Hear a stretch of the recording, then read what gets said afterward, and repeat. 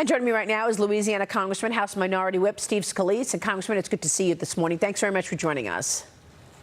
Morning. Good to be back with you, Maria. So what is this all about? We know that it's all behind closed doors. We know that there hasn't been a vote, a formal vote for the entire House to vote on impeachment. Why are they doing this way? Well, this is part of Adam Schiff's. It's like a kangaroo court he set up, but they've got this shroud of secrecy where they want to drip out things that they want to allude to. They make false accusations to try to tar the president, while if you look at the facts that have come out, the facts have all said that this is a witch hunt, that the president did nothing wrong. The transcripts, we're talking about whistleblowers. Why do you need a whistleblower when you actually have the transcript of what was said? And the two people that were directly on the call both have said there was nothing wrong, including Zelensky again saying there was never any pressure. He thought it was a good congratulatory phone call from President Trump. And so why Adam Schiff continues to hide in secret the Volcker testimony, he was already starting to leak out some things that were false about it. And everybody else that listened or was participating in the Volcker testimony said that Schiff was being disinformative, and frankly, that the entire thing should be released to the public. What is Adam Schiff trying to hide, Maria? It's like a continuing pattern we're seeing from him of throwing out false information, hoping the mainstream press goes and runs with it, because by the time the truth comes out, they're on to throwing out more false accusations about this president, all to try to impeach a president of the United States based on secondhand information and false information. It's alarming. Yeah. So what can you do about it? I mean, now this week, you've got a lot of your colleagues back, many of whom were either on recess or visiting in their districts. Does anything change this week that now you've got the membership back? Well, it could, but frankly, the first answer is to have a vote in the House on an actual inquiry if that's what they want. I think most people across the country are saying, let's focus on getting the economy back on track, focusing on things like USMCA and lowering drug prices. When you had the president go and get a partial agreement with China, that's a big deal.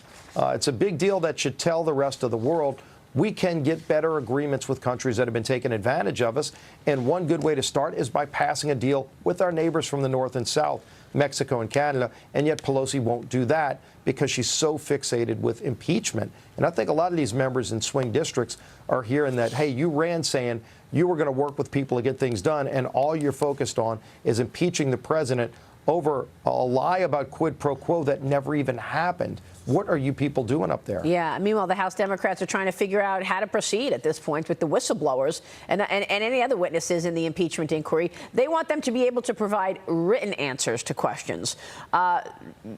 Obviously, Republicans don't want it all kept in secret. House Intel Committee Chairman Adam Schiff had something to say about that. Listen to this. Got to get your reaction.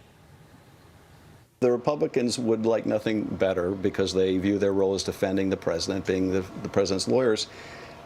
If witnesses could tailor their testimony to other witnesses, they would love for one witness to be able to hear what another witness says so that they can know what they can give away and what they can't give away. There's a reason why investigations and grand jury proceedings, for example, and I think this is analogous to a grand jury proceeding, are done out of the public view initially.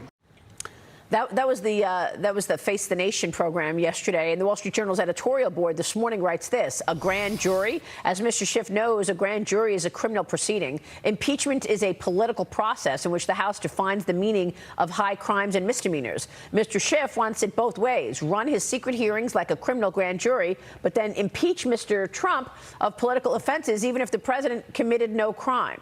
So, your reaction, Congressman? Wow. I mean, think about this. Schiff wants to impeach a president of the United States behind closed doors. Have we seen anything like this? I mean, Andrew Johnson, they didn't even try to do it this way. You look throughout the history of our country, again, only 3 times in the history of our country have impeachment proceedings come out of a committee. Every single one of them started with a public vote, not secret, but public. And this idea that you could hide everything in secret when they've got a track record of throwing out false information time after time to try to undermine the president. And then the president, they never thought, Maria, that the president was going to release the transcript. Because if the president didn't release the transcript, could you imagine in the media narrative and the Schiff narrative that, okay, look at all these high crimes and misdemeanors, we need to get to the bottom of it, and it turns out there were none. They cannot name a high crime and misdemeanor. They're searching around on a witch hunt for it. But that's not why you have a grand jury proceeding, for example. If he wants to use that analogy, does a district attorney really go and say, hey, we're going to go and try to indict this person. Now let's go see if we can find evidence of it. And then behind closed doors, they secretly try to find something. That's not how it's done. It ought to be in public. What is Schiff trying to hide, I think, is the real question. When we've got an election next year, the people of this country should decide the president next year, not Adam Schiff and Nancy Pelosi behind closed doors, for goodness sake. Yeah, and interesting that when Adam Schiff came out at the beginning of his first testimony, his first hearing, he sat at the gavel desk and basically read something that he made up. I mean, he had the transcript right there, but instead he said he wanted to read his parody, and he was able to leak that. I mean, that got out there, and it went viral. So everybody saw what he said. Right, and would we have heard a different alternative if there was no transcript out there? He would have read it as if it was the whistleblower's direct knowledge of what happened. And it wasn't. It was a made-up lie. It was a disgrace. It shouldn't have happened. But it shows you how they're going to conduct things behind closed doors, which is why our members that are in those hearings come out and they say something completely different than the narrative that Schiff is giving to the press. So I want to move on, but let me ask you, do you think that the House will impeach him, and will the president be forced from office? Real quick. The president will not be forced from office. Again, there's an election next year, but I think Pelosi is so far down a road where her radical left has wanted to impeach the president from the day he got elected. They didn't care about the facts. There are no facts of high crimes and misdemeanors, but I think they're on a drumbeat so far down where AOC is driving this train in the far left. And Pelosi's not running the House right now. They are. So you think that they will then pursue impeachment? I think it's inevitable. All right. And it's a disgrace. I want to show you this. That's where they are. This disturbing video. I know that the Republicans have been doing a lot of fundraising, but there was a fake President Trump shooting.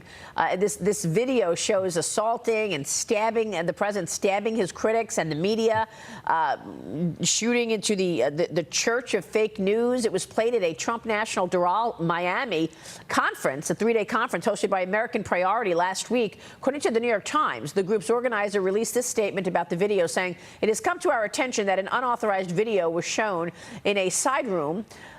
The video was not approved, seen, or sanctioned by the AmpFest 19 organizers, and the organizers were not even aware of the video until they were contacted by the New York Times. The first time anyone officially associated with the conference, the AmpFest 19, was made aware of the video was when the New York Times requested a comment. We find it shocking that the New York Times would not report on any of the sanctioned events in the article, including our panel conversation, literally condemning political violence while claiming to be upset over this meme that was not sanctioned, shown on the stage, or approved.